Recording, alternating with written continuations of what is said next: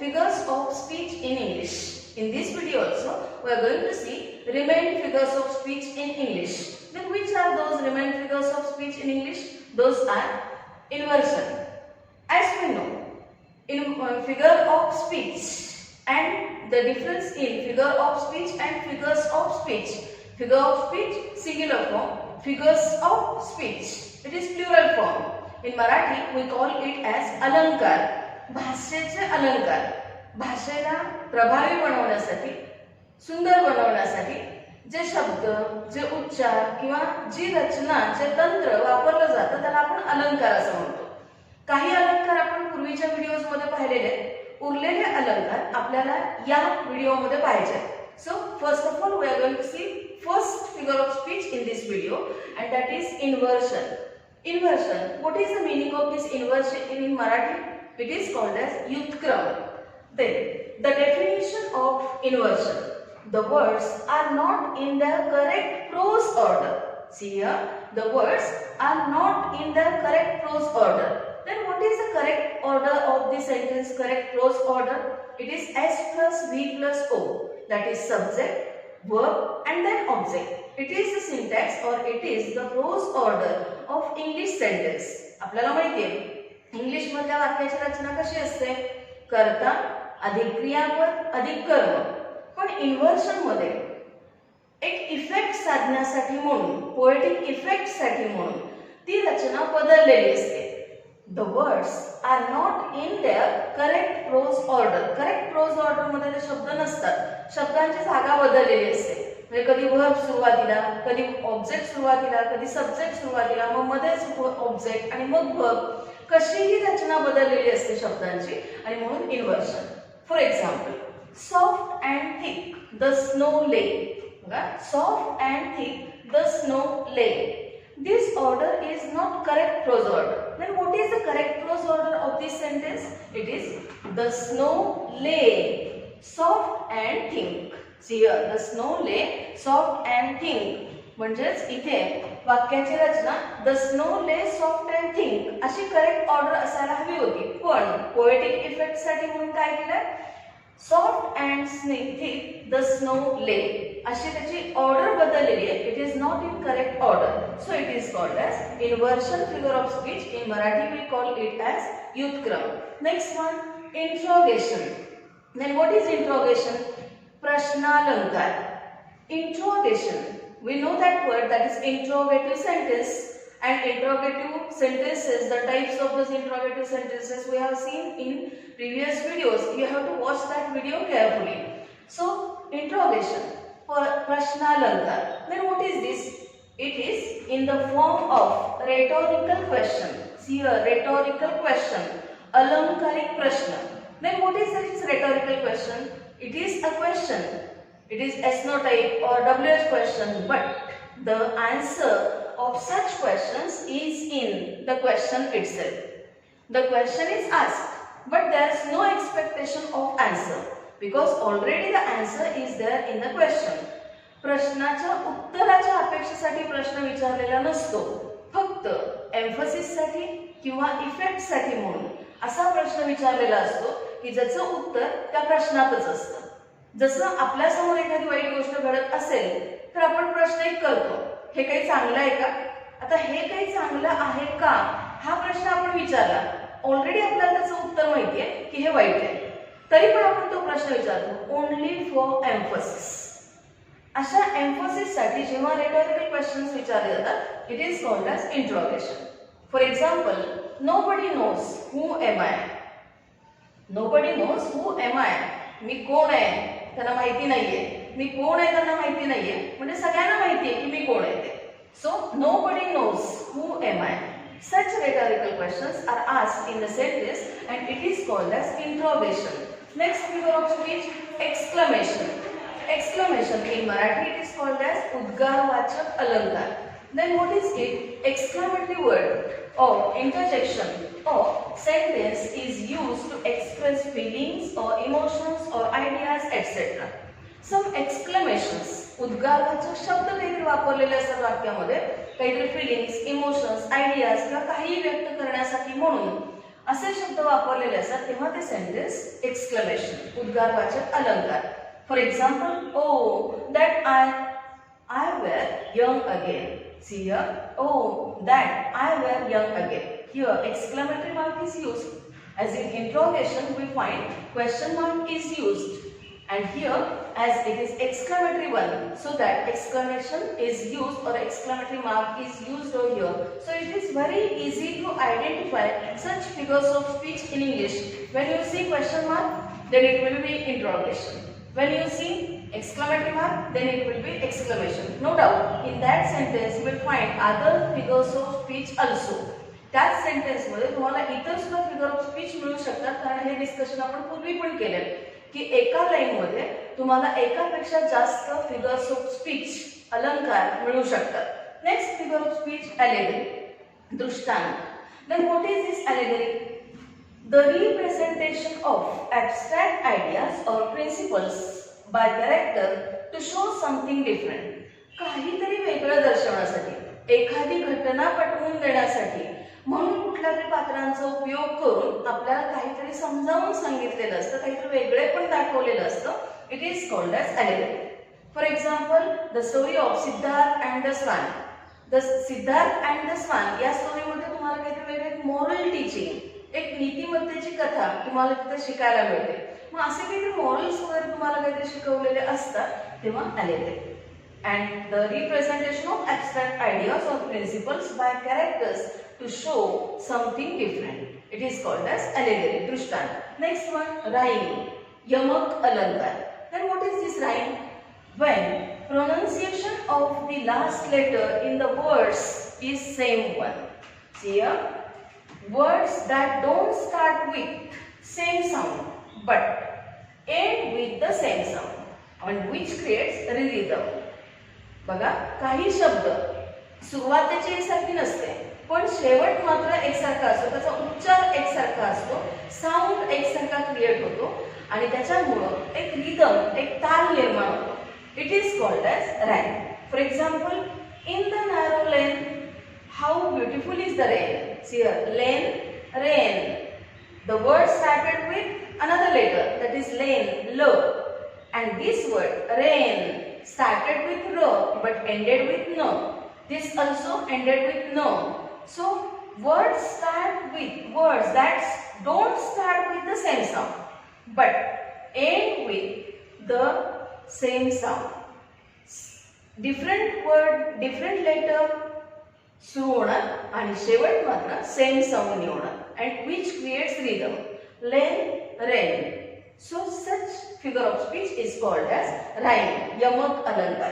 Next figure of speech is consonance, and it is very important because in the part first of these figures of speech we have discussed about alliteration figure of speech, and in that figure of speech we have seen alliteration is the repetition of consonants, but it is at the beginning of the word. And consonance is also the repetition of consonant sound, no doubt, but it is somewhere in between words. बघा, इथे तुम्हाला एक फरक लक्षात घ्यायचा आहे. Figures of स्पीचच्या पहिल्या part मध्ये आपण alliteration फिगर ऑफ स्पीच शिकलेलो होतो. What is alliteration? In Marathi we call it as अनुप्रास अलंकार. The words begin with same sound or same letter, same consonantal letter or consonant. जे शब्द एकसारख्या अक्षरांनी रिपीट होतात किंवा एकसारख्या अक्षरांनी सुरुवात होतात आणि ते रिपीटेशन होतं दोन किंवा दोनपेक्षा अधिक वेळा, पण तो कॉन्सोनंट, ते व्यंजन सुरुवातीला असलं पाहिजे. जेव्हा सुरुवातीला कॉन्सोनंट रिपीट होतो दोन शब्दांच्या किंवा तीन शब्दांच्या दोनपेक्षा अधिक, तेव्हा alliteration फिगर ऑफ स्पीच असते. आणि कॉन्सोनन्स ही फिगर ऑफ स्पीच काय आहे? रिपीटेशन ऑफ कॉन्सोनंट्सच आहे. alliteration मध्ये पण रिपीटेशन ऑफ कॉन्सोनंट आहे, कॉन्सोनन्स मध्ये पण रिपीटेशन ऑफ कॉन्सोनंट आहे. पण फरक काय आहे? alliteration मध्ये बिगिनिंगला ते कॉन्सोनंट रिपीट होतं आणि कॉन्सोनन्स मध्ये हे वर्डच्या कुठेही मध्ये किंवा शेवटी रिपीट होतं. For example, see here, somewhere in between words there will be repetition of consonants. For example, landscape plotted and pieced, fold, fallow and plow. See here, landscape, plotted and peace, fold, fallow and plough. In this sentence you will find here per is repeated, per, that is plotted per, peace per, then plough per. In the beginning of the word you will find P is used over here. The word started with P, that is sound per. When we think about this P, that is per. It is at the beginning, so it is alliteration. But where it is consonants, the consonants is here, that is L. Second letter is L in plotted. Then second letter or here fold, L is repeated. Then here fallow, L is repeated. And plough, L is repeated. So here this L is repeated in between the words, somewhere in between words. म्हणजे पहिल्यांदा letter जर repeat झालं, सुरुवातीलाच repeat झालं तर ते alliteration. पण त्यानंतर दुसऱ्या, तिसऱ्या, चौथ्या कुठल्यातरी क्रमांकावरती तो जर अक्षर असेल, तो कॉन्सोनंट असेल तर ती फिगर ऑफ स्पीच असते consonant. So you must remember this difference. Alliteration, beginning of that word with same consonant, and consonance is the repetition of that consonant but somewhere in the word. So here the repetition of letter P or sound P, it is alliteration, but repetition of letter L or sound L, L, L, L, L, it is consonants. Next figure of speech, assonance. Assonance is also related to the repetition, but repetition of what? Repetition of vowels, that is especially stressed syllables. Syllables means the sound of vowels. We know vowels in English. इंग्रजीतले स्वर आपल्याला माहिती आहे. तो स्वरोच्चार जो आहे तो जर शब्दामध्ये रिपीट झाला 2 and more times, twice or more, then it will be assonance. कॉन्सोनन्स आणि अलिटरेशन मध्ये कॉन्सोनंट्सचा, व्यंजनांचं रिपिटेशन असतं आणि ॲसोनन्स मध्ये वॉवेल्स म्हणजे स्वरांचं रिपिटेशन असतं. For example, men sell the wedding bells. See here, men sell the wedding bells. Here men A, then sell A, wedding A, then bells A. Here so E, the sound A is repeated over here. So especially stressed syllables are here. And so whenever there is repetition of vowels, it is assonance. Whenever there is repetition of consonants, but somewhere in the word, it is called as consonants. And when there is repetition of consonants at the beginning of that word, it is alliteration. So here we have discussed about these figures of speech in English, that is inversion, interrogation, exclamation, allegory, rhyme, consonance, assonance. Here this consonance in Marathi we call it as सुसंवाद, एकवाक्यता, स्वर संयोग, and this assonance is in Marathi called as swara samyata. So you must remember all these figures of speech. You have to try to find out these figures of speech in different poems, prose or drama. Now, one more topic we are going to discuss over here about in this video, that is rhyme scheme. A rhyme scheme in the poem. Here, for example, I have taken one poem, that is Indian Weavers by Sarojini Naidu. Then what is this poem? See here. Weavers weaving at the break of day. As here was no space, so I have just dotted over here. You can find out that poem and you can see the complete lines over here. So here, weavers weaving at the break of day. Then, why do you weave a garment so gay? Blue as the beam of the halcyon valley. We weave the robes of a newborn child. Weavers weaving at the fall of night. Why do you wear or weave? Why do you weave a garment so bright? So here, the lines ended with these words, that is day, gay, wild, child, night, bright, etc. When we see these two words, that is day, it rhymes with gay. So for the first word you have to give a letter. Then as this day rhymes with this day, we should give a letter to there because it rhymes with this day. Same letter should be given. Then the rhyme change over here, that is white. It does not rhyme with this gay or day. So we should take next letter, that is B. Then child rhymes with white, so B letter. Then once again rhyme change, night ended with night.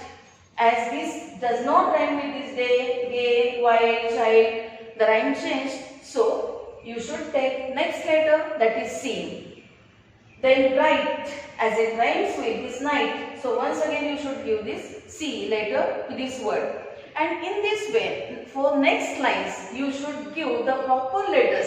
Wherever rhyme changes, you should give new letter, next letter. That is A, B, C, D up to Z. You can use any of those letters over there according to those rhymes. But it must be started with A and then it should go along as A, B, C, D, E, F, G, etc. And then here, just to find out that rhyme scheme, we have used this vertical line. बघा इथे rhyme scheme शोधली आपण. जे words rhyme होतात, ज्यांचं यमक जुळते, त्यांना समान अक्षर आपण देणार आहोत. जिथे यमक बदलते तिथे आपल्याला एबीसीडी मधलं पुढचं अक्षर घ्यायला लागतं आणि तशी पुढची अक्षरं घेत घेत आपल्याला ती राइम स्कीम कंप्लीट करायची असते. जेव्हा कोणतीच राइम स्कीम त्या पोएम मध्ये नसते तेव्हा म्हणजे असे यमक जुळणारे शब्द नसतात तेव्हा त्याला आपण ब्लँक वर्स किंवा फ्री वर्स म्हणतो. पण जेव्हा त्याच्यामध्ये राइम स्कीम असते तेव्हा ती या अशा लेटर्सनी शोधायची असते आणि मग ती लिहिताना मात्र आपण शोधताना वर्टिकली म्हणजे उभ्या पद्धतीने शोधली, पण लिहिताना मात्र ती नेहमी हॉरिझॉन्टली म्हणजेच आडव्या स्वरूपातच लिहायची. A A B B C C. The rhyme scheme of that poem is A A B B C C. आणि मग पुढे आपल्याला ती कंटिन्यू करायची. मग according to that stanza form, if there is 4 line stanza, then you should take this 4 letters group. Then you should have some space. You should keep over there some space and then write the rhyme scheme of next stanza. Stanza प्रमाणे तुम्हाला योग्य त्या पद्धतीने त्याचे groups करायचे आणि त्या पद्धतीने आडवी अशी rhyme scheme लिहायची. So friends, in this video we have discussed about remained figures of speech in English. Many figures of speech we have seen in previous 3 parts. And also in this video we have discussed about rhyme scheme. So friends, you have to study well, you have to practice well, you have to find such more lines from many poems or prose or dramas, and then you can remember or remind all these figures of speech and you can also use it in your own poems also. So thank you so much for watching this video. If you like this video, then subscribe this channel, share it, and don't forget to press like button. Thank you so much.